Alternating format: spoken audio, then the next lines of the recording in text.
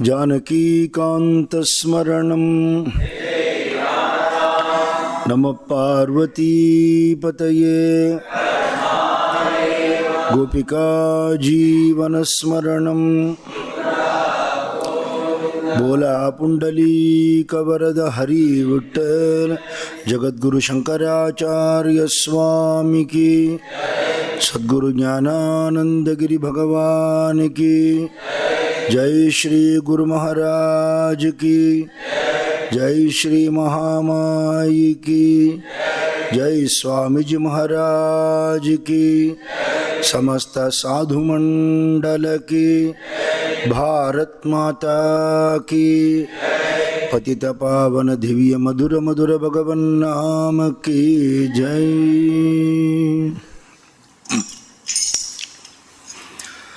ஆண்மை உருக்கொண்ட அந்தணன் எங்கள் அண்ணல் விவேகானந்தனின், ஆண்மை உருக்கொண்ட அந்தணன் எங்கள் அண்ணல் விவேகானந்தனின், மாண்பை அளந்திட எண்ணினால் இந்த மண்ணையும் விண்ணையும் பண்ணலாம். மாண்பை அளந்திட எண்ணினால் இந்த மண்ணையும் விண்ணையும் பண்ணலாம். காமனை போன்ற அழகினான், பொல்லா காமத்தை வென்று பழகினான். சோமனை போல குளிர்ந்தவன், ஞான சூரியன் போல கிளர்ந்தவன். வீர துறவரம் நாட்டினான், திண்ணை வீணர் வேதாந்தத்தை ஓட்டினான்.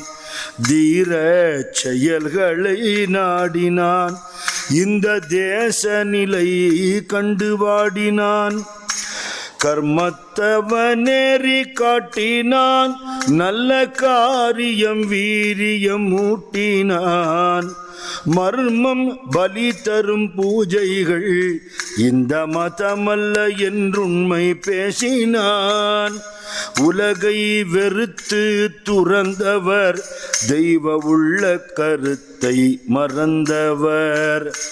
கலக நடுவிலும் தங்குவேன் என்று கர்ஜனை செய்திட்ட சிங்கமா, பெண்ணின் பெருமையை போற்றினான், ஆண்கள் பேடித்தனங்களை தூற்றினான். மண்ணின் சுகங்களை விட்டவன், ஏழை மக்களுக்காய் கண்ணீர் கொட்டினான். ஏழையின் துன்பங்கள் போக்கவும், அவர்க்கு எண்ணும் எழுத்தறிவாக்கவும். ஊழியம் செய்வதே ஒன்றுதான் தேவை, உண்மை துறவரம் என்றுள்ளான். தேச திருப்பணி ஒன்றையே உண்மை தெய்வ திருப்பணி என்றவள். மோசத்துறவுகள் போக்கினான், பல மூட பழக்கத்தை தாக்கினான். அடிமை மனத்தை அகற்றினான், உயரன்பின் உறுதி புகட்டினான். கொடுமை அகற்றிட முந்திடும் தவ கூட்டத்தை நாட்டுக்கு தந்தவள். 50 வருடங்கள் முன்னமே செல்வ அமெரிக்க சிக்கோகா தன்னிலே, நம் பெரும் இந்திய நாட்டவர் கண்ட ஞான பெருமையை காட்டினான். வெள்ளையர் பாதிரிமாரெல்லாம் கேட்டு வெட்கி தலை குனிந்தார்களே. தெள்ளிய ஞானத்தை போதித்தான், அவர் திடுக்கிட உண்மைகள் சாதித்தான். சத்திய வாழ்க்கையை பேசினான், அருள் சாந்த தவக்கனல் வீசினான். யுத்த கொடுமையை சிந்திப்போம், அந்த உத்தமன் சொன்னதை வந்திப்போம். ஆண்மை உருக்கொண்ட அந்தணன் எங்கள் அண்ணல் விவேகானந்தனின், மாண்பை அளந்திட எண்ணினால் இந்த மண்ணையும் விண்ணையும் பண்ணலாம். ஜய ஜய சுவாமி விவேகானந்த. ஜய ஜய சுவாமி விவேகானந்த. ஜய விஜயீ பவ விவேகானந்த. ஜய விஜயீ பவ விவேகானந்த. ஜய ஜய சுவாமி விவேகானந்த. ஜய ஜய சுவாமி விவேகானந்த. ஜய விஜயீ பவ விவேகானந்த. ஜய விஜயீ பவ விவேகானந்த. जय स्वामी जी महाराज की जय. सदाशिव समारंभां शंकराचार्य मध्यमां अस्मदाचार्य पर्यन्तां वंदे गुरु परंपरां.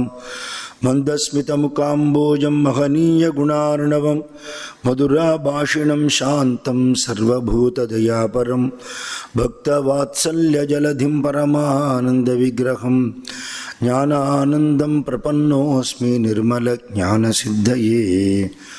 ओं स्थापकाय च धर्मस्य सर्वधर्मस्वरूपिणे अवतारवरिष्ठाय रामकृष्णाय ते नमः.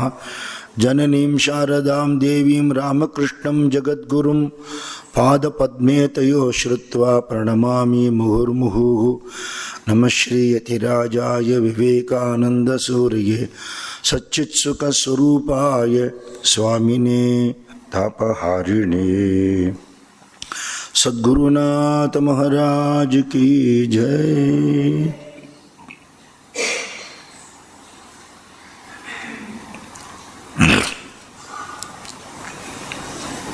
உலகத்தில் பகவானோட சிருஷ்டியில் எத்தனையோ ஜீவராசிகள் உண்டு.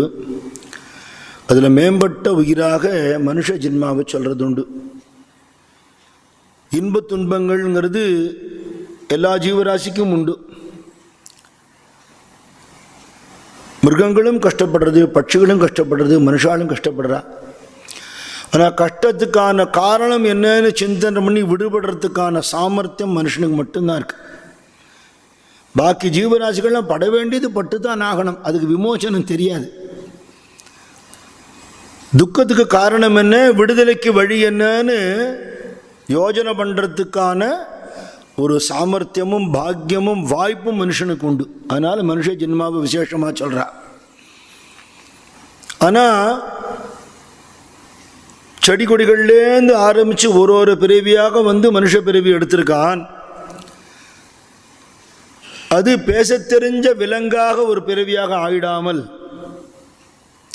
அதுக்கு மேலான ஒரு அப்கிரேடேஷன், ஒரு மேம்பட்ட நிலை அந்த ஜென்மாவிலேயே அடைய முடியும்னு காட்டுறதுக்காகத்தான் மகான்கள் அவதாரம் பண்றார்.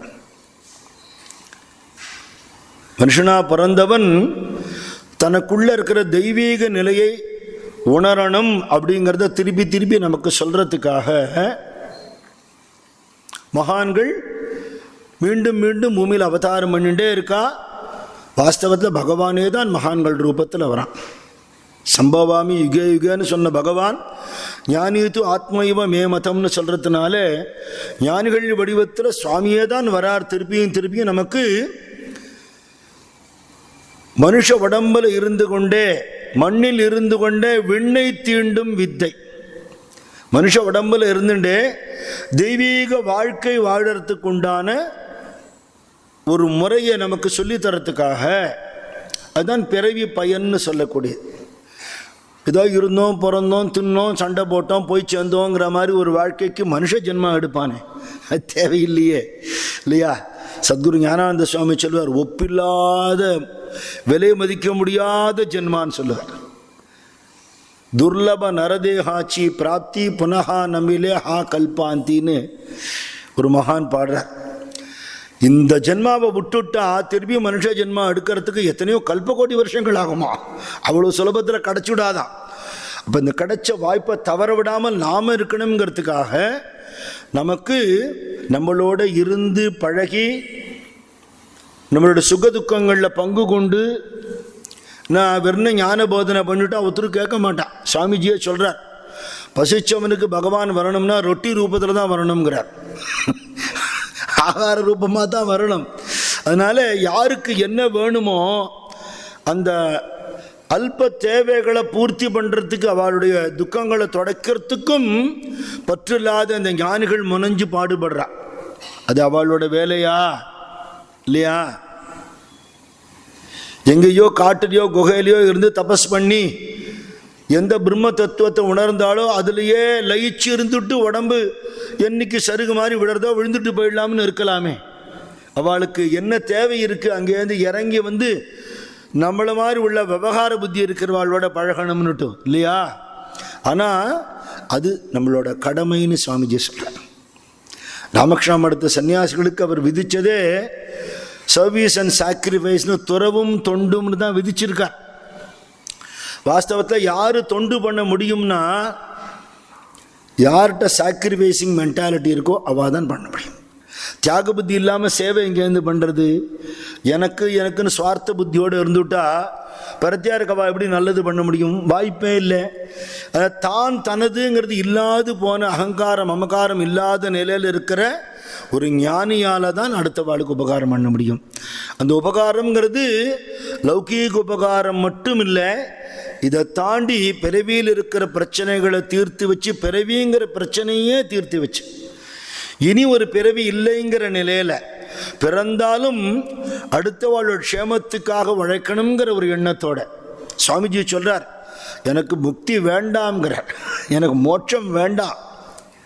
துக்காராம் மகாராஜும் பாடியிருக்கார், நலகே முக்தி ஆணி சம்பதா சந்த சங்க தேகா சதா. பாண்டுங்க எனக்கு மோட்சம் வைகுண்டம் வேணாம், சத் சங்கம் வேணுங்கிறார். சாமிஜி எல்லாம் சொல்ற, எனக்கு மோட்சம் வேணாம், யாருக்கு சத் சங்கம் கிடைக்கலையோ அவனுக்கு கிடைக்கிறதுக்கு நான் ஏற்பாடு பண்ணணுங்கிறார் இல்லையா? சத் சங்கம் வேணும்னா நம்மளோட போயிடுத்தேன், அது என்னன்னே தெரியாதவனுக்கு என்ன பண்ணுறது? அப்போ அவனுக்கு வேதாந்தத்தை நடைமுறைப்படுத்தி காட்டணும் இல்லையா? வேதாந்தம் என்ன சொல்கிறது? சர்வம் பிரம்மமயம்னு சொல்கிறது, உலகத்தை எல்லாமே பகவானோட ஸ்வரூபம்னு சொல்கிறது. அது நம்மளால் புரிஞ்சுக்க முடியுமோ? முடியாது.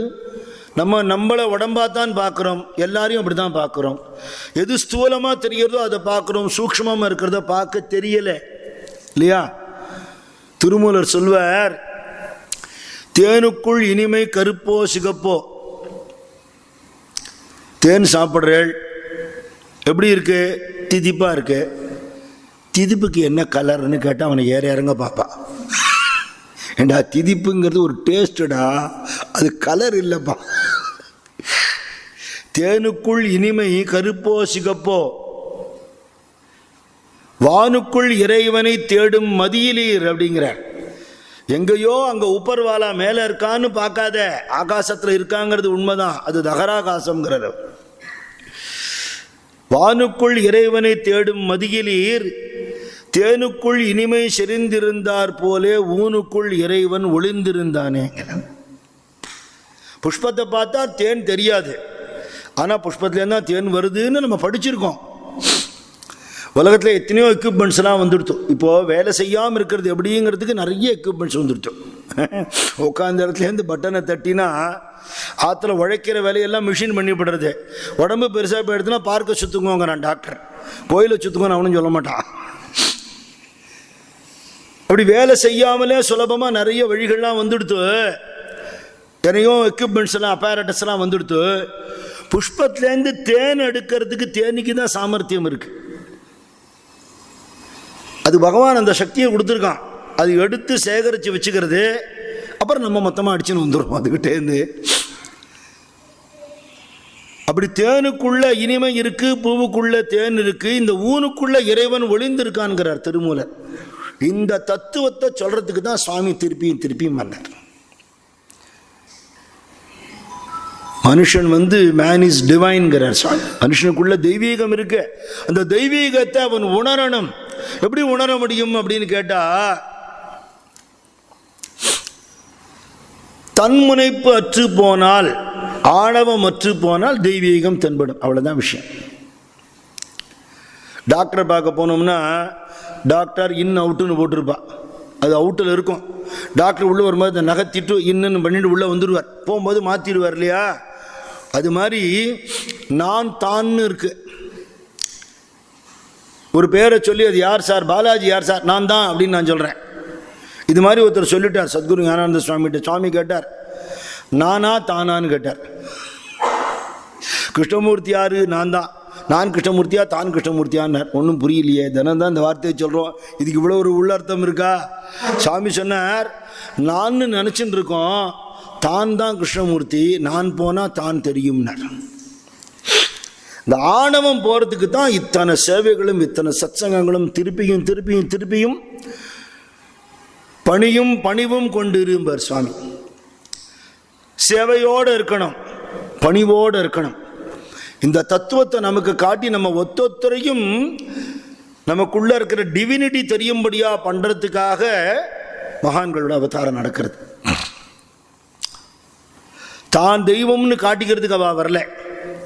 பகவானோட அவதாரங்களே ராமாவதாரத்தை ரொம்ப சிறப்பாக சொல்றோம். என்ன விசேஷம் அதுலன்னா, நம்ம படுறாப்புலாம் கஷ்டப்பட்டிருக்காருன்னு தோன்றுறது. நம்ம படுறாப்பில் இல்லை, இல்லவே இல்லை, நம்மளை விட கஷ்டப்பட்டிருக்காரு. ராமர் பட்ட கஷ்டத்தை யாருமே பட முடியாது. கொஞ்சம் கஷ்டப்பட்டு விட்டாலே ராமாங்கிறான். அவர் பட்ட கஷ்டத்தை யார் பட முடியும்? யாரும் பட முடியாது. ஆனால் வைகுண்டபதியா நாராயணனா இருக்கிறத விட இதில் தான் பெருமை ஜாஸ்தி. ஏன்னா மனுஷ வாழ்க்கையில் துன்பம் உண்டு, அந்த துன்பத்திலையும் தர்மத்தை விடாமல் இருந்தால் இன்பம் உண்டுன்னு காட்டுறதுக்கு தான் ராமாவதாரம். அதான் விசேஷம்.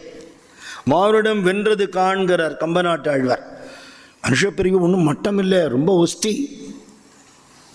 பகவானோட சிருஷ்டியிலேயே உன்னதமான சிருஷ்டி மனுஷ பிறவி. அந்த மனுஷ பிறவியோட மேன்மை என்னன்னு காட்டுறதுக்காகவே தர்மத்திலேருந்து வழுவாமல் இருக்கணும்னு காட்டுறதுக்கு எப்பேற்பட்ட சூழ்நிலை வந்தாலும் ஒரு ஸ்தித பிரஜன் எப்படி இருப்பான். பின்னாடி கீதையில் அதெல்லாம் பகவான் சொல்றார். அதை முன்ன அவதாரத்தை அவரே பண்ணி காட்டுவிட்டார். ராமனா இருந்து பண்ணினது தான் கிருஷ்ணனா இருந்து உபதேசம் பண்ணினார். அப்படி மனுஷ அவதாரமாக இந்த மகான்கள் பூமிக்கு திருப்பியும் திருப்பியும் வந்து ஒரு அல்ப வாழ்க்கை வாழறதுக்கு நம்மெல்லாம் பிறக்கல. நமக்கு மேன்மையான ஒரு வாழ்க்கை இருக்கு, அது என்னங்கிறத நாங்கள் வாழ்ந்து காட்டுறோம்னு காட்டி நாங்கள் வாழலாம். இந்த வாழ்க்கையை படிச்சுட்டா நம்ம தெரிஞ்சுக்க வேண்டியது தெரிஞ்சு விடலாம். அவளையே நினைச்சுன்னு இருக்க அந்த இயல்புகளை நமக்கு அவ பிரசாதமா கொடுத்துடுவா. அப்படி ஒரு உன்னதமான அவதாரம் நவீன காலத்து ரிஷியாக சுவாமி விவேகானந்தர் அவதாரம் பண்ணினார். ஆங்கில தேதியாக நம்ம ஜனவரி 12 நேஷனல் யூத் டேன்னு கொண்டாடுறோம். விவேகானந்த சுவாமி 39 வயசுல சித்தி ஆயிட்டாருங்கிறது கொஞ்சம் வருத்தமாக தான் இருக்கு. ஆனால் வயசான விவேகானந்த சுவாமியை கற்பனை பண்ண முடியுமோ இல்லையா? கண்ணமெல்லாம் ஒட்டி போய் கூன் போட்டுட்டு ஒரு விவேகானந்த சுவாமி கற்பனை பண்ண முடியுமா? வயசானவா கூட அவர் படத்தை பார்த்தா அப்படி நிமிர்ந்து நிற்பா. அந்த ஸ்ரீமத் காம்பீரியம் அப்படிங்கிறது அவர்கிட்ட இயல்பாகவே இருக்கு. அவரோட ஸ்பீச்சஸ் படித்தா நமக்கு என்ன ஒரு உத்வேகம் வருமோ அவரை தரிசனம் பண்ணினா அந்த உத்வேகம் வந்துடும். ஒரு கட்டாட்சத்தினாலே அப்பேற்பட்ட ஒரு கம்பீர புருஷன் விவேகானந்த சுவாமி. அப்போ அந்த இளமைங்கிறதோட வடிவமாகவே இருந்து இன்னைக்கு அவர் 100 வருஷத்துக்கு முன்னாடி பேசினதை இன்னைக்கு படித்தாலும் நமக்கு உத்வேகம் வர்ற மாதிரி அப்படி ஒரு அனுகிரகம் பண்ணிட்டு போயிட்டார். சரீரம் இல்லாமல் அசரீரியாக குரலாக இருப்பேன்னு சொல்லியிருக்கார். கடைசி ஜீவன் கடை தேர்ற மட்டுக்கும் எனக்கு மோட்சம் வேண்டாம்னு சொல்லியிருக்கார். எவ்வளவு கருணை பாருங்க. நம்மள ஒரு ஆள் மிச்சம் இருந்தால் கூட அவர் கிளம்ப மாட்டார். திருஞான சம்பந்தர் ஒரு கல்யாணம் நடந்த அன்னைக்கு அத்தனை பேரையும் கைலாசத்துக்கு கூட்டின்னு போனார்னு பெரிய புராணத்தில் சரித்திரம் உண்டு. காதலாகி கசிந்து கண்ணீர் மல்கி அந்த பதிகத்தை பாடிட்டு கல்யாணமான கையோட மனைவி கையை பிடிச்சுண்டு கோவிலுக்கு போறார். சிவஜோதி ஒன்று கிளம்புறது. இவரை கூட்டின்னு போறதுக்கு சுவாமி வந்திருக்கார். இவர் ஏறிட்டா அந்த ஜோதி மறைஞ்சிடும். அது சுவாமியோட திருவுள்ளம். இவர் திருவுள்ளம் என்ன?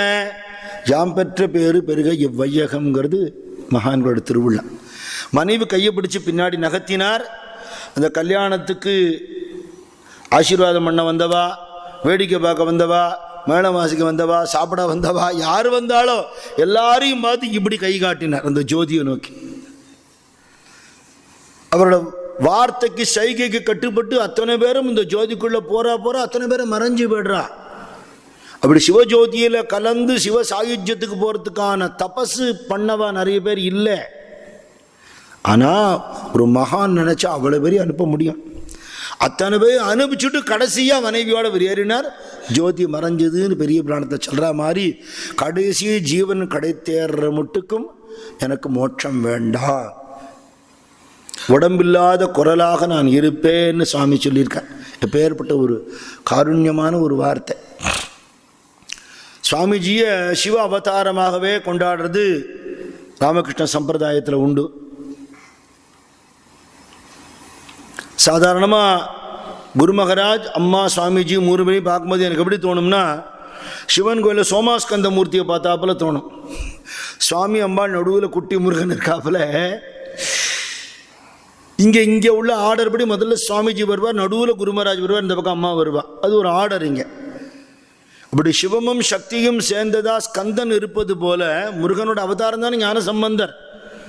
இப்படி ஞான சம்பந்த மூர்த்தியாக ஞான ஸ்கந்த மூர்த்தியாக குருதேவரும் அம்மாவும் சேர்ந்த வடிவமாக, அன்பும் அருளும் சேர்ந்த வடிவமாக சுவாமி அவதாரம் பண்ணினார்.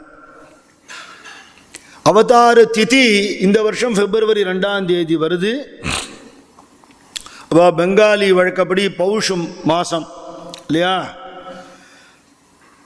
நமக்கு தை வந்துடுத்து. இப்போ வரக்கூடிய சப்தமி திதியில் சுவாமியுடைய அவதார புருஷாளுக்கு திதியில் கொண்டாடுறதுன்னு வழக்கம். ஆதிசங்கர பகவத்பாதாள் திருவாதிரைங்கிறா புனர்பூசம்ங்கிறா, அதை பற்றி டிபேட் இல்லை. பஞ்சமி தான் கணக்கு இல்லையா. ரிஷப சுக்ல பஞ்சமி ஆச்சாரியால் ஜெயந்தி, கோகுல அஷ்டமி கிருஷ்ணனுக்கு ஜெயந்தி, ராம நவமி ராமருக்கு ஜெயந்தி. அது மாதிரி விவேகானந்த சுவாமி ஜெயந்தியாக வரக்கூடியது இந்த தரம் பிப்ரவரி 2 வருது. அதை ஒட்டினாப்பில் இருக்கிற உற்சவத்தில் சுவாமியை பற்றி பேசுகிறதுக்கு நமக்கு ஒரு பாக்கியம் கொடுத்துருக்கா. இந்த தரம் நமக்கு கூடுதல் அனுகிரகம் என்ன, ஜனவரி 12 அன்றைக்கி சுவாமியை பற்றி பேசுகிறதுக்கு எனக்கு பாக்கியம் கிடச்சிது. தர்மபுரியில் சுவாமி விவேகானந்தா நர்சிங் காலேஜுங்கிற இடத்துல அங்கே உள்ள பெண் குழந்தைகள் நர்ஸுக்கு படிக்கிறவா எதிர்க்க சுவாமிஜியை பற்றி பேசுகிறதுக்கு ஒரு பாக்கியம் கிடச்சிது. இந்த வருஷமே கொஞ்சம் ஸ்பெஷல் தான் என்னை பொறுத்தவரையில். என்ன, ஜனவரி 1 கல்பத்தரு டேக்கு பேசினேன் பொன்மலையில். அப்புறம் 3 அம்மாவோட ஜெயந்திக்கும் பேசினேன். அந்த வருஷம் ஆரம்பத்திலேயே தெய்வீக மூவரோட அனுகிரகம் நமக்கு கிடைச்சிருக்கு. சாதனை என்னன்னு கேட்டால் ஞானானந்த சுவாமி சொல்வார், ஞாபகத்தோடு இருப்போம்னு சொல்லுவார். எப்பவும் குரு ஸ்மரணம் இருந்துகிட்டே இருக்கணும். இந்த குருவோட நினைவுங்கிறது என்ன, ஞாபகம்ங்கிறது சாதாரண வார்த்தை இல்லை. நான் அடிக்கடி சொல்லியிருக்கேன், இங்கே மடத்திலே சொல்லியிருக்கேன். ஞான யோகம், பக்தி யோகம், கர்ம யோகம், ஞாபகத்தோடு இருப்போம். அந்த குரு ஸ்மரணை தான் நமக்கு கர்மா பக்தி ஞானம் எல்லாமே. அந்த ஸ்மரணை வர்றதுக்காக சத்சங்க நிகழ்ச்சிகள் மூலமாக, நாம சங்கீர்த்தனம் மூலமாக நம்ம மனசை பகவான்கிட்ட திருப்புறோம். அப்படிங்கிறது தான் இந்த சத்சங்கத்தோட பெரிய பிரயோஜனம். இப்படி சுவாமியோட அவதாரம்ங்கிறது சாதாரண அவதாரம் இல்லை, அவதாரத்தை அழைத்து கொண்டு வந்த அவதாரம். ராமகிருஷ்ண அவதாரத்துக்கு காரணமான அவதாரம். குருமராஜ் அதை சொல்லியிருக்க. இது ஆச்சரியமாக இருக்கும் நம்ம கேட்கறதுக்கு. ஏன்னா குருதேவர் தானே முதல்ல வந்தார், சுவாமிஜி அப்புறம் தானே வந்தார்னா. காசிப்பூர் தோட்டத்தில் இருக்கும்போது டாக்டர் மகேந்திரலால் சர்க்கார் வந்து குருதேவருக்கு ட்ரீட்மெண்ட் பார்க்கறதுக்கு வரார். அவர் என்ன சொல்லியிருந்தார், உங்களுக்கு தொண்டையில் புண்ணு வந்திருக்கு, அதனால் நிறைய பேர் பேசுகிறதுக்கே வர, அவங்கள்ட்ட நீங்கள் ரொம்ப பேசப்படாதுன்னு விட்டார். குருமராஜால் முடியாத காரியம் அது. ஏன்னா அவரோட பேச்சு தான் எல்லா ஜனங்களோட மனசையும் அடக்கக்கூடியது. ரமண பகவான் சொல்வார், பேச்சு என்பது இடையறாத மௌனம், மௌனம் என்பது இடையறாத பேச்சுங்கிறார். மகான்களோட பேச்சுங்கிறது மகா மௌனத்திலேருந்து வருது. நம்ம பேசுகிற பேச்சுக்கு அர்த்தமே கிடையாது. டாக்டர் சொல்கிறார், மற்றவாட்ட பேசப்படாது, எங்கிட்ட பேசணுங்கிறார். அது எதுக்கு அப்படிங்கிறார். நான் அதுக்கு தான் வரேன், ஃபீஸுக்காக வரல, உங்களுடைய அமிர்த வாக்க கேட்கறதுக்காக வரேன். அதுக்கு தானே ஒருத்தரும் ஓடி வரா. நான் இந்த உடம்பை பார்த்துக்க முடியுமா, அவள் தாபத்துக்கு நான் ஏதாவது சொல்ல வேண்டாமா அப்படிங்கிற. அப்போ கைங்கரியம் பண்ணுறதுக்கு பூர்வாசிரமத்து நரேந்திர முதலான பக்த இளைஞர்கள்லாம் இருக்கா. கிரகஸ்த பக்தாள்லாம் செலவுக்கு வேணுங்கிற கைங்கரியத்தை பண்ணுறா. ஏன்னா ஒரு இடத்த வாடகைக்கு எடுத்து அங்கே பக்தாளுக்கெல்லாம் ஆகாரம் போட்டு குரு மகாராஜுடைய ட்ரீட்மெண்ட்டுக்கு வேணுங்கிற செலவெல்லாம் பண்ணுறதுக்கு பணம் வேணும். இந்த பசங்கள்லாம் யாரும் வேலைக்கு போய் சம்பாதிக்கிறவா இல்லை. எல்லாம் சில பேர் படிச்சுட்டு இருக்கா, சில பேர் படித்து முடிச்சுட்டா. குரு மகாராஜ் சொல்வார், பட்சிகள் கொத்தாத பழங்கள் அப்படியே பறித்து சுவாமிக்கு நைவேத்தியம் பண்ணலாம்னு சொல்வார். அது மாதிரி லௌகீக கல்முஷம் அண்டாதபடி சுத்தமான பழங்களாக இருக்கிறவா. கிரகஸ்தாள் இதுக்கு வேணுங்கிற செலவை பார்த்துப்பா. உடம்பால் உழைச்சி சுவாமி கூடவே இருக்கிறத இந்த இளைஞர்கள் கவனிச்சுட்டு இருந்தா. அப்போ அவள் இல்லாமல் இருக்கா. அப்போ டாக்டர் சர்க்கார்கிட்ட சொல்கிறார் குருதேவர், சைத்தன்ய சரிதாமிர்தத்தில் மகாபிரபுவோட அவதாரத்துக்கு காரணம் அத்வைதாச்சாரியார்னு சொல்கிறது, அது எப்படியோ அப்படி இதுக்கு காரணம் இவன் அப்படிங்கிற குரு மகாராஜ் வாக்கினாலே வருது.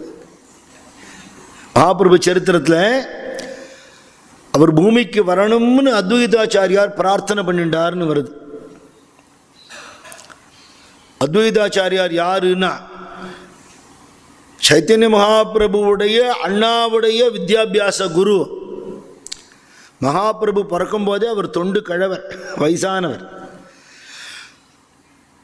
நாட்டில் நிறைய அநியாயங்கள் அக்கிரமங்கள் நடக்கிறதேன்னு வெதும்பி போன மனசில் பகவானை பிரார்த்தனை பண்ணினார்னு இருக்கு.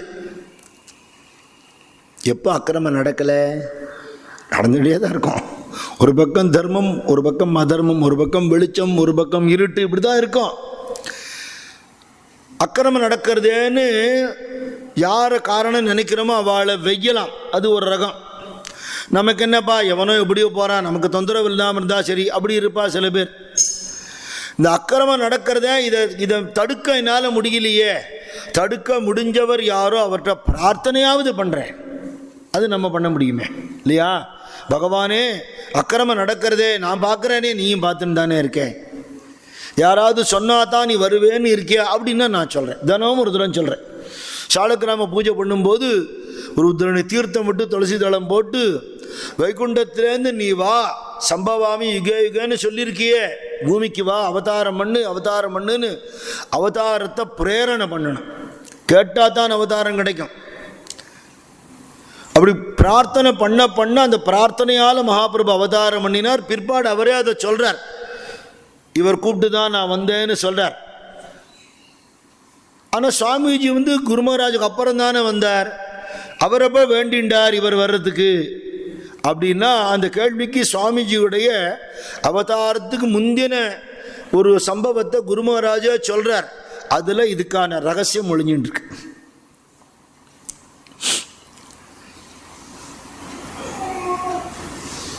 நமக்கு எல்லாருக்குமே கடவுள் நம்பிக்கைங்கிறது அடிப்படையில் உண்டு. நம்பிக்கை இருந்து கும்பிடுறவாளுக்கு ஆஸ்திகால்னு பேர், பக்தாள்னு சொல்ல மாட்டான். ஏன்னா நம்ம வீட்டு பெரியவாள்லாம் சொல்லியிருக்கா, கும்பிடுறோம். வேற எவனாவது இல்லைன்னு சொல்கிறத 10 தரம் கேட்டோம்னா ஒருவேளை அப்படி இருக்குமோ, தன்னால் நான் முட்டாள போயிட்டேனா அப்படின்னு ஒரு டவுட் வந்துடும். இருக்கார், ஃபர்ம் பிலீஃப் இல்லையா? எஸ், டவுட் எல்லாம் கிடையாது, இருக்கார், பார்க்க முடியும், பார்த்துருக்கேன், பார்க்குறியா, அதான் ஃபர்ம்னஸ் இல்லையா? சாமிஜி சின்ன வயசுலேயே பக்திமயமான சூழ்நிலையில் தான் வளர்ந்துருக்கார். அவள் அம்மா அந்த குழந்தைக்கு புராண இதிகாசங்கள்லாம் சொல்லித்தான் வளர்த்துருக்கா.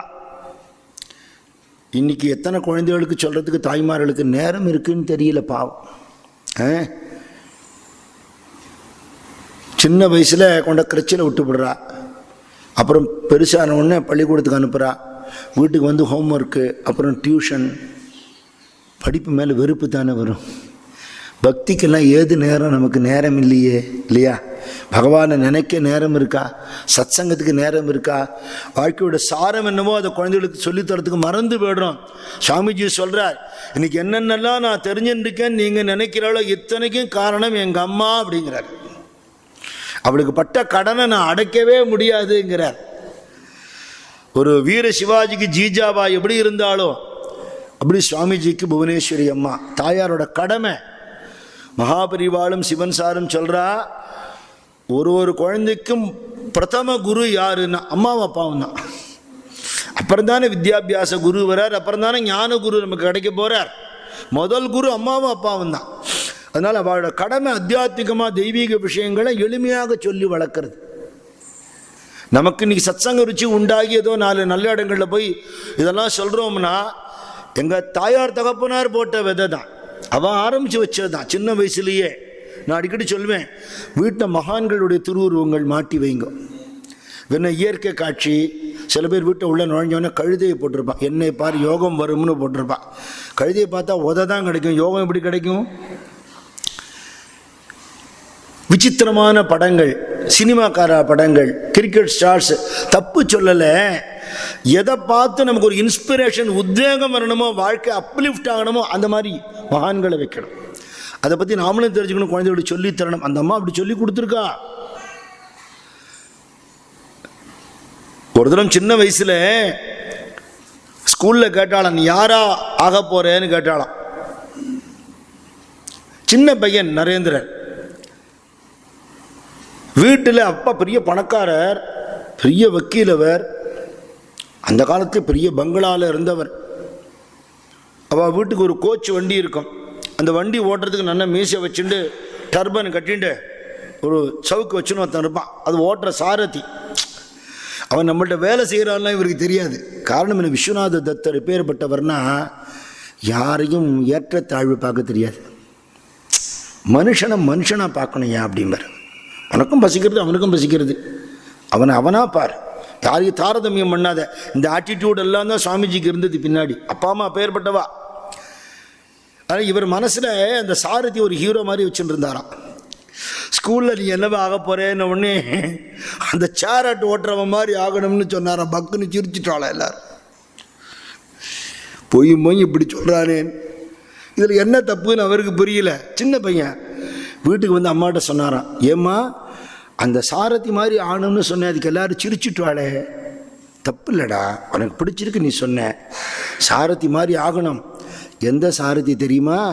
வீட்டுக்கு அழிச்சுன்னு வந்து கீதாச்சாரியன் பகவானை காட்டினான், இந்த சாரதி பார்த்த சாரதி மாதிரி ஆகணும். குழந்தைகளை தட்டி கொடுத்து அவளுக்கு நல்ல விஷயங்களை ஊட்டி விடணும். நிஜமாவே ஜகத்குரு கிருஷ்ணன் மாதிரி தானே அவரும் வந்தார், ஜகத்குருவா தானே வந்தார். அத்தனை பேரும் பார்க்கும்படியான ஒரு சாரதியாக, பார்த்த சாரதியாக தானே அவர் வந்தார். பாரதியார் சொல்றார், கிருஷ்ண பரமாத்மாவுக்கு அப்புறம் ஜனங்களோட அஜ்ஞானத்தை நீக்கி சந்தேகங்களை துவம்சம் பண்ணி ஞானம் கொடுத்தது விவேகானந்த பரமஹம்ச மூர்த்தின்னு எழுதுறார் பாரதி. சத்தியமான வார்த்தை இல்லையா? எந்த கோணத்திலேருந்து பார்த்தாலும் ஒரு பூர்ண அவதாரமாக, பூர்ண ஞானியாக சுவாமிஜியை நம்ம பார்க்கிறோம். அது அந்த வயசுலேருந்தே அவருக்கு விதை போட்டு வளர்த்துருக்கா. சின்ன வயசுலேயே ஆற்ற பூஜை பண்ணுறதெல்லாம் பார்ப்பார். அவரும் ராமர் மூர்த்தி, சிவன் மூர்த்திலாம் வச்சு பூஜை பண்ணியிருக்கார். பசங்கள்லாம் நம்ம வீட்டிலலாம் கூட விளையாடுறது, இப்போல்லாம் விளையாடுறதுக்கே பசங்க இல்லை. இது செல்ஃபோனை பார்த்துண்டு அதில் கேம்ஸ், வீடியோ கேம்ஸ் விளையாடிண்டு, டிவியை பார்த்துண்டு பேசுகிறதுக்கு யாரும் இல்லை. அப்பா ஒரு ஆஃபீஸ், அம்மா ஒரு ஆஃபீஸு, தாத்தா பாட்டி வந்து சீனியர் சிட்டிசன் ஹோமு, யாருமே இல்லை. வீட்டை வேலை செய்கிறவா இருப்பா. ஒரு ஆற்றுக்கு நான் போயிருந்தேன், வீடு திறந்து கிடக்கு, நிறைய தின்பண்டமெல்லாம் வச்சுருக்கா. தின்னுட்டு டிவி ஓடிட்டுக்கு பையன் மயங்கி விழுந்து கிடக்குறான், தூங்கியிருக்கான், யாருக்கும் தெரியல. இன்றைக்கி மெட்டீரியலிசம் அத்தனை மோசமாக இருக்குது. குழந்தைகள் பக்கத்தில் இருந்து கவனித்து அவள்கிட்ட பேசி ஷேர் பண்ணிக்க முடியாமல் பணத்தை சம்பாதிச்சு என்ன பண்ண போகிறோம் நாம்? யாருக்கு லாபம் இல்லையா? குழந்தைகளை வந்து என் குழந்தை டாக்டராக வரணும், ஒரு இன்ஜினியராக வரணும், ஒரு ஐடி ப்ரொஃபஷனலாக வரணும்னு நினைக்கிறோம், தப்பு இல்லை. என் குழந்தை ஒரு விவேகானந்த சுவாமியாக வரணும்னு நினைக்க வேண்டாமா? என் குழந்தை ஒரு வீர சிவாஜியாக வரணும், சமர்த்த ராமதாஸாக வரணும் அப்படின்னு நினைக்க வேண்டாமா? அதனால் நம்ம கடமை. அப்படிப்பட்ட குழந்தைகளை பெற்ற தாய்மார்களும் இந்த தேசத்தில் தானே இருந்திருக்கா. அப்போல்லாம் குழந்தைகள்லாம் விளையாடுறதுக்கு இடம் இருந்தது, அதாவது விளையாடும் குழந்தைகள்லாம். அதில் நிறைய விளையாட்டு உண்டு. சுவாமிஜி ஒரு விளையாட்டு புதுசாக விளையாடிருக்கார், நம்ம கேள்வியே பட்டதில்லை. என்ன தெரியுமோ? தியான விளையாட்டுன்னு ஒரு விளையாட்டு. கேள்விப்பட்டிருக்கோமா? நமக்கே தியானம் வரமாட்டேங்கிறது. மெடிடேஷன் கிளாஸ்னு பணத்தை கட்டிட்டு நேராக அப்படி உட்காந்துக்கோங்க. Sit straight, close your eyes, concentrate in the midst of the eyebrow அப்படிங்கிறான். கொஞ்சம் கழிச்சு பார்த்தா அப்படின்னு சத்தம் கேட்குறது. நமக்கு தெரிஞ்சது அந்த ஒரு தியானம்தான். விளையாட்டு குழந்தைகளுக்கு தியானம், கண்ணை முடிண்டு தியானம். எல்லாம் கண்ணை முடிந்து உட்காந்து இப்படி கண்ணை திறந்து இப்படி பார்ப்பான், இப்படி பார்ப்பான், யார் சீக்கிரம் கண்ணை திறந்தான்னு. ஒரு சர்ப்பம் வந்தது கூட தெரியாத அளவுக்கு தியான சித்தராக உட்காண்டிருந்தார் அத்தனோண்டு வயசுலையான்னு சொல்றது. அது எப்படி சாத்தியம்னா ஒரு சாதாரண மனுஷ பிறவி இல்லைங்கிறது தான். இந்த ஆத்தியாத்மிக விஷயங்கள் உள்ள ஏறி ஏறி ஏறி தெய்வத்தை பார்க்கணுங்கிற தாபம் ஏற்பட்டு போயிடுது. ஒரு இளைஞராக இருந்த பொழுது எது சரிங்கிறது புரியல. சில பேர் பகவான் உருவத்தோடு இருக்காருங்கிறா, சில பேர் பகவான் உருவத்தோடு இல்லைங்கிறா. எது கரெக்ட்? குரு மகாராஜ் சொல்றார், உருவத்தோடையும் இருக்கார், உருவம் இல்லாமலும் இருக்கார், இன்னும் வேற எப்படி இல்லாமல் இருக்கார். அவர் எப்படி இருக்காருன்னு அவருக்கு மட்டும்தான் தெரியுங்கிறார். குருதேவர் கொடுத்த எக்ஸாம்பிளே கண்ணு தெரியாதவா யானையை தொட்ட கதை. யாராலையும் பகவானை தெரிஞ்சுட்டேன்னு சொல்லிட முடியாது, தெரிஞ்சுக்க முடியாதுன்னு சொல்லலை. நல்லா கவனிக்கணும், தெரிஞ்சுட்டேன்னு சொல்லிட முடியாது. ஏன்னா தெரிஞ்சுனுட்டா சொல்றதுக்கு ஒரு ஆள் இருக்க மாட்டான். அவரே அதுக்கு எக்ஸாம்பிளும் சொல்றார். உப்பு பொம்மை சமுத்திரத்தோட ஆழத்தை தேடி போச்சாங்கிறார். அந்த அனுபவம் கிடைச்ச உடனே யூ வில் கெட் டிசால்வ்டு, அவ்வளோதான், முடிஞ்சு போச்சு. அந்த நாட்டம் அப்படி ஏற்பட்டது சுவாமிஜிக்கு. சுவாமிஜி சரித்திரத்தையே எப்படி சொல்லலாம், பகவானை தேடுவது, இறை தேடல், அப்புறம் இங்க இருக்குன்னு தெரிஞ்சுண்டு அங்க திருப்பியும் திருப்பியும் போக இறை நாட்டம், இறை நாடல் இல்லையா? இறை தேடல், இறை நாடல். அப்புறம் என்ன, இறைவனை தேடினார், இறைவனை நாடினார், இறைவனை அடைஞ்சு இறைவனை ஊட்டினார் அடுத்த ஜெனரேஷனுக்கு. தான் போன இடத்துலலாம் பகவத் பக்தியை கொடுத்தார்.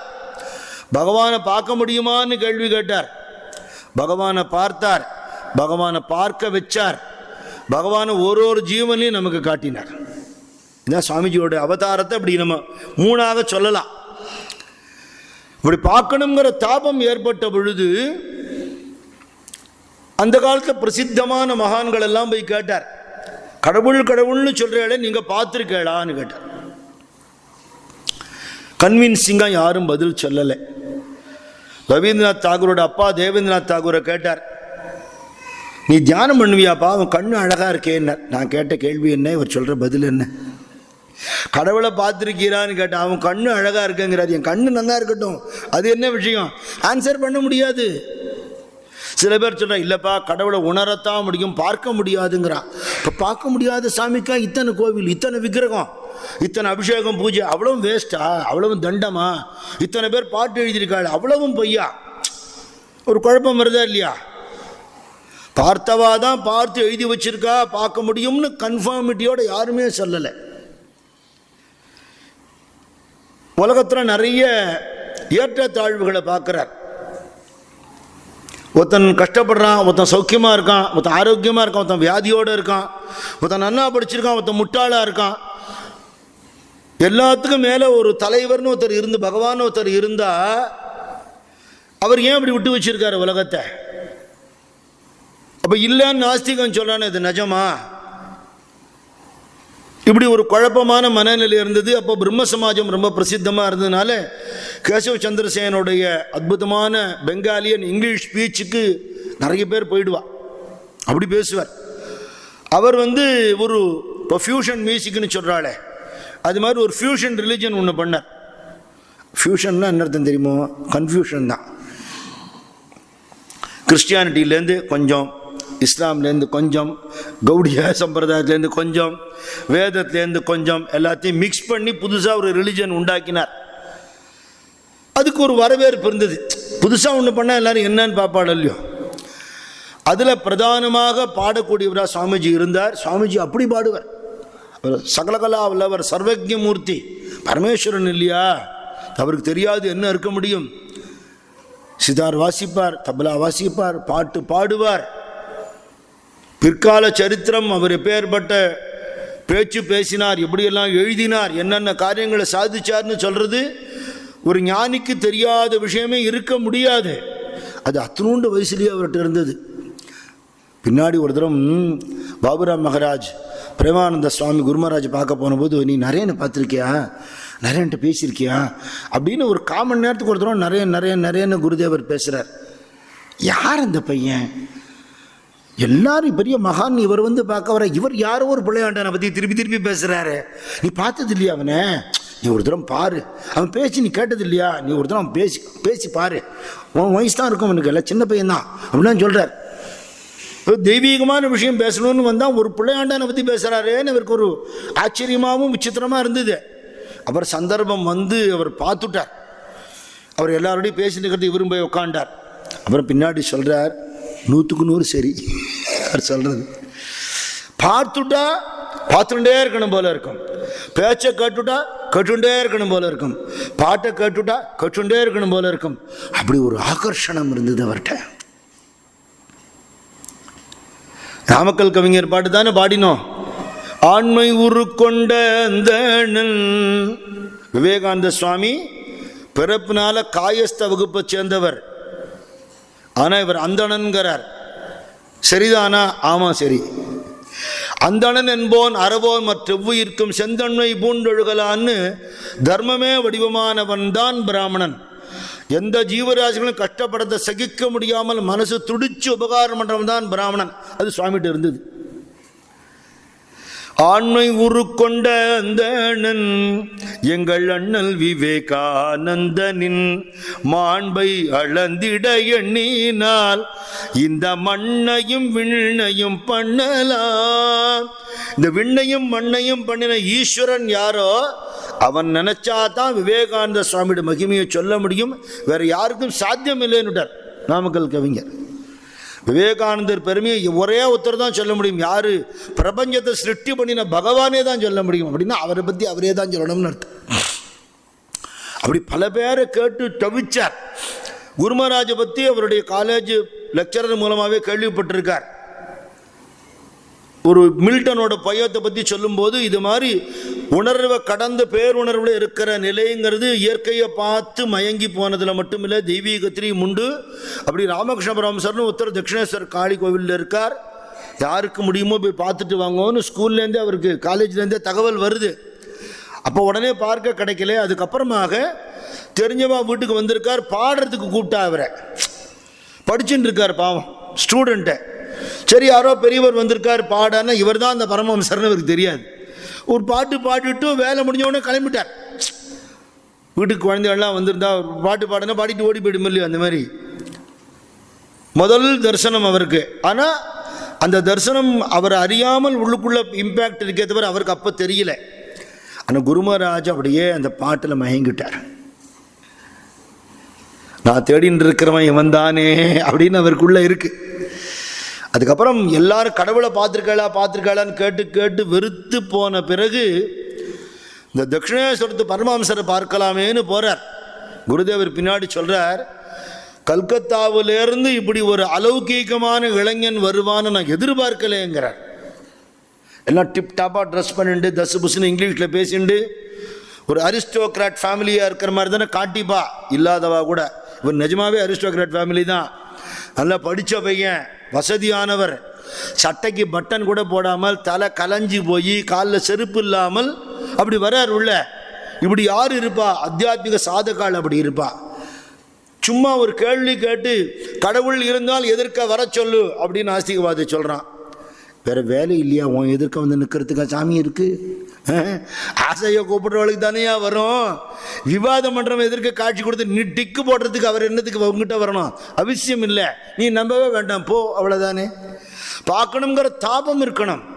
அகஸ்தியர் சொல்றார், காதலோடு கவி பாடும் அடியவர் காண வருவது ஹரிநாமம், காலநிலையை கருதாது துதி செய்ய தாவி வருவது ஹரிநாமம். ஹரே ராமா ஹரே ராமா ராம ராமா ஹரே ஹரே ஹரே கிருஷ்ணா ஹரே கிருஷ்ணா கிருஷ்ணா கிருஷ்ணா ஹரே ஹரே. காதலோடு கவி பாடும் அடியவர் காண வருவது ஹரினா. ஆசையோட எவன் முருகி பாடுறானோ அவன் எதிர்க்க தெய்வம் காட்சி கொடுத்தே தீரணும். அது நம்மகிட்ட இல்லாத போது சாமி வரலன்னு எப்படி சொல்றது? நீங்க பார்த்துருக்கேடான்னு கேட்கிறார். இவர் அவரை பிடிச்சி கையை பிடிச்சுட்டு, இத்தனை நாள் ஆச்சுடா அவனுக்கு இங்கே வர்றதுக்கு, ஏங்கி போயிட்டேன்டா அவனை பார்க்காம. நீ நரரூபத்தில் இருக்கிற நாராயணன் தானே. இவர் நினச்சிக்கிறார், கோயிலுக்கு போகும்போதே சொன்னா அந்த ஆள் கொஞ்சம் மென்டல்னு சொன்னாலே, அது சரியாத்தான் இருக்கா? நம்ம உள்ள நுழைகிறத கம்பீரமாக பேசின்னு இருந்தார். ரிஷிகளை பற்றி, சுகபிரமத்தை பற்றி, உபனிஷத்தை பேசின்னு இருந்தார். இப்போ எனக்கு இருக்க மாதிரி பேசுகிறாரு. இங்கே வான்னு தனியாக கூட்டின்னு போய் வெண்ணெய் பட்சணங்கள்லாம் ஊட்டி விடுற. பெரிய பையனுக்கு ஊட்டி விட்டால் பசங்க வளர்ந்துவிட்டா அம்மா ஊட்டினாலே கோப்பிடுவா பசங்களாம். ஏன்னா குழந்தையா எனக்கு ஊட்டுறேன் அப்படிம்பா. அதில் ஊட்டாதீங்க, கையில் கொடுங்க. என் கூட நிறைய பேர் வந்திருக்கா, அவளுக்கெல்லாம் கொடுக்குறேன், அவளுக்கெல்லாம் அப்புறம் தரேன், உனக்கு நான் ஊட்டி விடுறேன்டா. கண்ணில் தாரதாரியாக ஜலம் வருது. இவர் நினச்சிக்கிறார், பைத்தியமாக இருந்தால் கூட இவ்வளவு நல்ல பைத்தியத்தை நம்ம பார்த்ததே இல்லையே, யாருக்கு கெடுதல் பண்ணாத ஒரு பைத்தியம் போல் இருக்குன்னு நினச்சிட்டார். திருப்பியும் அறையில் உட்கார்ந்துட்டா பழையபடி பேசுகிறேன். கடவுளை நான் பார்த்துருக்கேன், உனக்கு காட்ட முடியுங்கிறார். இதுவரையில் யாரும் அந்த பதில் சொல்லலை. ஆனால் இப்போ காட்டுங்கன்னு இவரும் கேட்கல, இதோ பாருன்னு அவரும் சொல்லலை. பிற்பாடு அம்பாளோட தரிசனம் கிடைச்சிது. சுவாமிஜியே பின்னாடி சொல்றார், ஏகப்பட்ட தேவதா மூர்த்திகளை பார்த்துருக்கேன்னு சொல்றார். ஆனால் எந்த தெய்வத்தையும் அவர் தனிப்பட்ட முறையில் உபாசனை பண்ணலை. எல்லா தெய்வமும் சேர்ந்த சர்வ தேவி சுரூபமான குருநாதரையே உபாசனை பண்ணினார். மடத்துக்கு ப்ரிசைடிங் டியூட்டியாக குரு மகாராஜையே தான் வச்சார். அதுதான் நமக்கு காட்டுற தத்துவம். அதுதான் குரு உபாசனையில் எல்லாம் அடங்கி இருக்கு. அந்த ஒரு வார்த்தையில் சுவாமிஜி கன்வின்ஸ் ஆயிட்டார். அடுத்தடுத்த விசிட்டும் போதெல்லாம் திருப்பியும் வரணும்னு சொல்றார். தன்னுடைய திருவடி எடுத்து ஹிருதயத்தில் வைக்கும் போது அப்படியே அந்த கட்டடமெல்லாம் சுழல் ராப்பில் தோன்றுறது. அப்போ இவர் பைத்தியம் இல்லை, இவருக்கு ஏதோ ஒரு அதிமானுஷ சக்தி இருக்குன்னு நினச்சிக்கிறார். ஐயா நீங்கள் என்ன பண்ணுறாள், எனக்கு குடும்பம் இருக்குது, அப்பா அம்மாலாம் இருக்கா, நான் படிச்சுட்டு இருக்கேன் அப்படிங்கிறார். திருவடி எடுத்துட்டார். சரி இப்போ இன்னும் கொஞ்ச நாள் ஆகட்டும் அப்படிங்கிற. அப்புறம் பக்கத்தில் இருக்கிற ஒரு வீட்டுக்கு கூட்டின்னு போய் அடுத்த விசிட்டும் போது ஹிருதயத்தை அப்படி தொடரார். சாமிஜி தன்னை மறந்துட்டார்.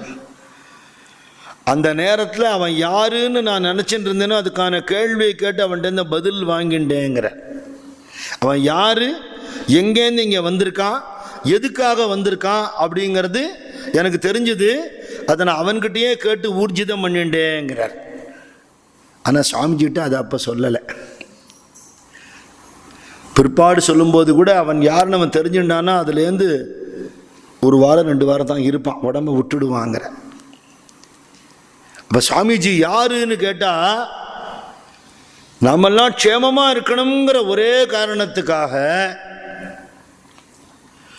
சப்தரிஷி மண்டலத்தில் இருந்துட்டு உலகத்தில் இருக்கிற ஜனங்கள் படுற கட்டத்தை பார்த்து இந்த கட்டம் தீர்றதுக்கு வழி என்னன்னு ரிஷி மண்டலத்திலேருந்து ஒருத்தர் துக்கப்பட்டாராம். எப்படி இருக்குது, ஒரு 12வது 15வது மாடியில் உட்காந்துட்டு இருக்கோம். நல்ல ஏசி ரூம், சகல சௌக்கியமும் இருக்கு. பெல் அடித்தா தங்கிறதுக்கு வேணுங்கிறது கிடைக்கும், ஃபுல் கம்ஃபர்ட்ஸ். அங்கேருந்து கீழே பார்த்துட்டு ரோட்டில் எவனோ வெயிலில் போகிறானேன்னு யாராவது கவலைப்படுவாளா? கொஞ்சம் சுகமாக இருக்கிறவன், அல்ப சுகத்தில் இருக்கிறவனே அடுத்தவனை நினைக்க மாட்டான். அவுட் ஆஃப் த வேர்ல்டு இல்லையா? ரிஷி மண்டலம்ங்கிறது எங்கே இருக்குது? பூலோகம், புவர்லோகம், மகோலோகம், ஜனோலோகம், தப்போலோகம்னு அப்பேற்பட்ட லோகத்தில் இருக்கிற ஒரு ரிஷி சாதாரண ரிஷி இல்லை. நரநாராயண ரூபமாக பூமிக்கு மகாவிஷ்ணுவே வந்தார். அவரே குருவாக, அவரே சிஷ்யனாக வந்தார். நாராயண ரிஷிக்கு நர ரிஷி தான் சிஷ்யன், ரெண்டுமே நாராயண ஸ்வரூபந்தான். இந்த நரநாராயண ரூபமே கிருஷ்ண அர்ஜுனாலாக வந்ததா சொல்லுவான். அந்த நர ரிஷி அவர் மனசுல வாயை விட்டு பேசல. ரிஷி மண்டலத்தில் பேச்சுக்கு இடம் இல்லை. அவர் மனசுல நம்மள மாதிரி உள்ள லௌகீக ஜனங்கள், பவசாகரத்தில் ஆழ்ந்து அமிழ்ந்து கிடக்கிற ஜனங்களை பற்றின ஒரு திவலையான கவலை வந்திருக்கு. அதை வாய்விட்டு சொல்லலை, நிஷ்டையில் இருக்கார். இந்த ரிஷி மண்டலத்தை தாண்டி ஒரு ஜோதி மண்டலம் இருக்கு, எந்த உருவமும் இல்லாதபடிக்கான ஒரு மண்டலம். அருவமும் உருவமாகி அனாதியாய் பலவாய் ஒன்றாய் பிரமமாய் விளங்கும் ஜோதி பிழம்பதோர் உருவமாகிங்கிற அந்த ஜோதி ஸ்வரூபத்திலேருந்து ஒரு குழந்தை வருது. அந்த குழந்தை இந்த ரிஷியோட கழுத்தை கட்டிக்கிறது. நான் முதல்ல போகிறேன், நீ பின்னாடி வரியான்னு கேட்கறது. பூமிக்கு வரணும்னு யாராவது விரும்புவாளா? தபசு பண்ணி அப்பேற்பட்ட ஸ்தானத்துக்கு போயிட்டு இந்த கஷ்டப்படுற இடத்துக்கு யாராவது வர விரும்புவாளா? மகான்கள் விரும்புகிறா. நம்மளை எப்படி கை தூக்கி விடுறது? அவள் ரிஷி மண்டலத்தையே இருந்துட்டா நம்ம கதி என்ன நினச்சி பாருங்கோ. அந்த ரிஷி அவதாரம் பண்ணலேன்னா குருதேவரை யாருக்கு தெரிஞ்சிருக்கும்? நமக்கெல்லாம் தெரிஞ்சிருக்குமா? கல்கத்தாவில் உள்ளவாளுக்கு தெரிஞ்சிருந்தா ஜாஸ்தி, அவளே அவர் புரிஞ்சிக்கல. இப்போ ராமகிருஷ்ண மடமும் அந்த ஸ்தாபனங்களோ இதனால் பயன்படக்கூடிய லட்சக்கணக்கான கோடிக்கணக்கான ஜனங்களுக்கு தன நன்மையும் ஏற்பட்டதுக்கு அந்த ஒரு ரிஷியோட எண்ணம் தான் காரணம். அப்படி குழந்தையாக வந்தது குருதேவர் முதல்ல வந்துட்டார் 1836. ரிஷியாக வந்தவர் அதுக்கு உண்டான காலத்தில் 1863 விஸ்வநாத தத்தருக்கும் புவனேஸ்வரி அம்மாவுக்கும் சிவப்பிரசாதமாக அவதாரம் பண்ணினார். என்னைக்கு அப்படின்னா அன்னைக்கு மகர சங்கராந்தி அவர் அவதாரம் பண்ண போது. நம்ம ஊரில் பொங்கல்னு கொண்டாடுறோம் இல்லையா, மகர சங்கராந்தின்னு சொல்கிற மகரத்தை சங்கிரமணமாகிற தினம், அதில் சுவாமி அவதாரம் பண்ணினார். சுவாமிஜியே சொல்கிறார், நான் பிறக்கணுங்கிறதுக்காக எங்கள் அம்மா அவ்வளோ விரதம் இருந்திருக்கா. இவர் ஒரே குழந்தையில், இவருக்கு முன்னாடி குழந்தைகள் உண்டு. அந்த காலத்தில் ஒரு குழந்தையோடு திருப்தி அடைய மாட்டான். எத்தனை குழந்தைகளும் அத்தனை செல்வங்கள். 4 குழந்தை பிறந்தால் 4 பேரையும் பாரதிய கலாச்சாரத்தோடு வளர்த்துட்டோன்னு அதை விட தேச சேவை ஒன்றும் கிடையாது. நம்ம பிறக்கிற ஒரு குழந்தையும் தெய்வீகமாக வளர்த்துட்டோன்னா உலகத்துக்கு பண்ணுற உபகாரம் இதை தவிர வேறு கிடையாது. அப்படி பரமேஸ்வரன் காசியில் இருக்கிற விஸ்வநாதர் மாதிரி வீரேஸ்வரர்னு ஒரு சன்னதி இருக்குது. அந்த சன்னதிக்கிட்ட இவ உறவுகாராக இருக்கா, அவளுக்கு தகவல் அனுப்பிச்சு அந்த சுவாமிக்கு விசேஷ பூஜைகள் பண்ணி பண்ணி பிரசாதம் அனுப்ப சொல்லியிருந்தா. அந்த வீரேஸ்வரர் ஆகிய சிவபெருமானுடைய கிருபையால் புவனேஸ்வரி அம்மாவுக்கு மகர சங்கராந்தி அன்னைக்கு சுவாமிஜி அவதாரம் பண்ணினார். இன்றைக்கும் சுவாமிஜியோடைய கிரகத்தில் போனால் அவர் அவதாரம் பண்ண அந்த அறையில், அந்த காலத்தில் வீட்டில் தானே பிரசவம் பாப்பா, அந்த அறையில் பிரேமானந்த சுவாமியுடைய ஆக்ஞையினால் ஒரு காசி விஸ்வநாதர் மாதிரி ஒரு சன்னதி அங்கே இன்றைக்கும் இருக்குது, பார்க்கலாம். சுவாமிஜி அவதாரம் பண்ணி நடத்த ஒரு சிவன் கோவிலாகவே அது இன்றைக்கி இருக்குது. அப்படி அவதாரம் பண்ணினார். அவர் குருதேவரை சந்தித்து அவர்கிட்டேருந்து பெற்றுக்கொண்ட விஷயங்கள், அவருக்கு பண்ணின சேவைகள், அவரோட சாதனா காலங்கள், அதுக்கப்புறம் அவர் உள்வாங்கின்ற அத்தனையும் உலகத்துக்கு வாரி வழங்கினது. இதை நாம் நாளைக்கும் அவகாசிக்கத்தாமனி பார்க்கலாம். சத்குருநாத மகாராஜ் கி ஜெய்.